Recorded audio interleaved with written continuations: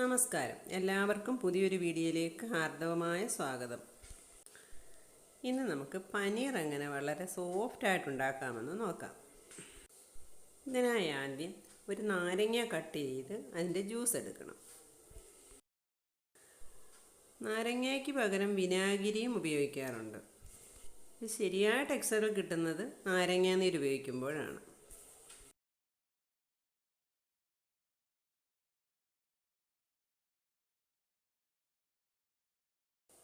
ഇനി ഈ നാരങ്ങ നീരിലേക്ക് നമുക്ക് 1 കപ്പ് വെള്ളം കൂടി ചേർത്ത് കൊടുക്കാം.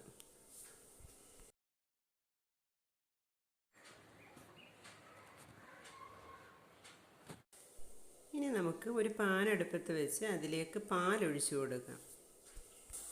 2 കപ്പ് പാലാണ് പനീർ ഉണ്ടാക്കാനായി എടുത്തിട്ടുള്ളത്. പാൽ ഏകദേശം ഒരു പകുതി ചൂടാകുമ്പോൾ അതിലേക്ക് നമുക്ക് നാരങ്ങ നീരും വെള്ളവും കൂടിയുള്ള മിശ്രിതം കുറേശ്ശെ ചേർത്ത് കൊടുക്കണം. ആദ്യം നമുക്ക് 2 ടേബിൾ സ്പൂൺ ചേർത്ത് കൊടുക്കാം. എന്നിട്ട് നന്നായിട്ടൊന്ന് ഇളക്കണം.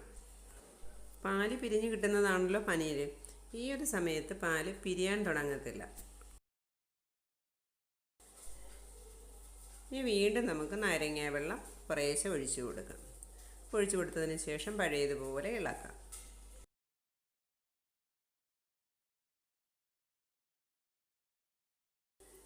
ഇപ്പോൾ പാല് ചെറുതായി പിരിയാൻ തുടങ്ങിയിട്ടുണ്ട്.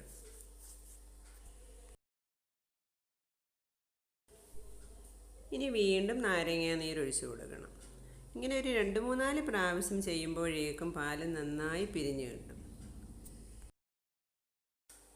നമ്മൾ കുറേശ്ശെ നാരങ്ങ നീര് ഇതുപോലെ ഒഴിച്ചു കൊടുത്ത് പനീറാക്കി എടുക്കുമ്പോഴാണ് ശരിയായ ടെക്സ്ചറിലുള്ള പനീർ കിട്ടുന്നത്.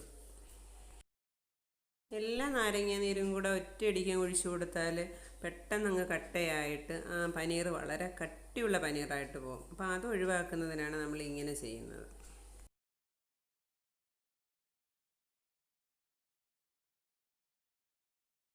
ഇപ്പോൾ പാലൊക്കെ നന്നായി പിരിഞ്ഞു വന്നിട്ടുണ്ട്. ഇനി ഒരു പാത്രം വെച്ചിട്ട് അതിൻ്റെ പുറത്തൊരു തുണി വിരിച്ചിട്ട് നമുക്കിത് അരിച്ചെടുക്കാം.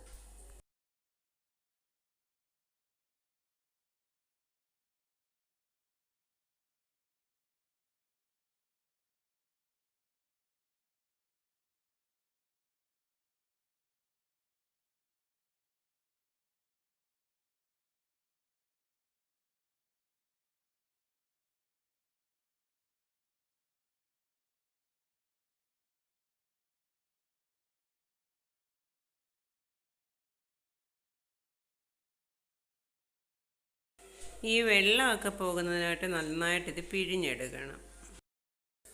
ഈ അരച്ചതിന് ശേഷം ബാക്കി കിട്ടുന്ന ഈ വെള്ളം നമുക്ക് ചപ്പാത്തിയും പൂരിയൊക്കെ ഉണ്ടാക്കുന്നതിന് മാവ് ഒഴിക്കുന്നതിന് എടുക്കാം. ഇനി ഇതിലേക്ക് തണുത്ത വെള്ളം ഒഴിച്ചു കൊടുക്കണം.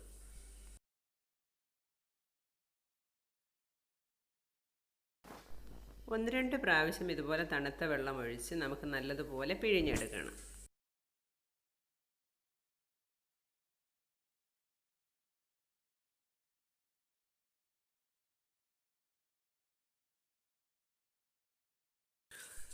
പിഴിഞ്ഞെടുത്തതിന് ശേഷം നമുക്കിതുപോലെ സൈഡിൽ മാറ്റി വെക്കാം. ഏകദേശം ഒരു 1/2 മണിക്കൂറോളം ഇങ്ങനെ മാറ്റി വെക്കണം. അപ്പോൾ വെള്ളമെല്ലാം നന്നായിട്ട് പോയി കിട്ടും.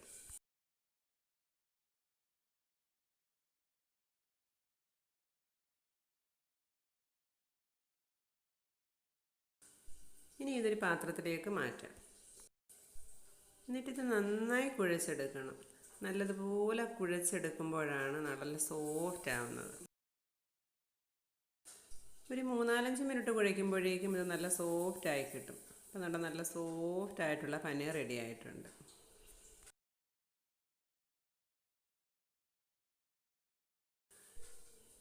ഇനി ഇത് നമുക്ക് ഷേപ്പ് ചെയ്തിട്ട് കട്ട് ചെയ്തെടുക്കാം.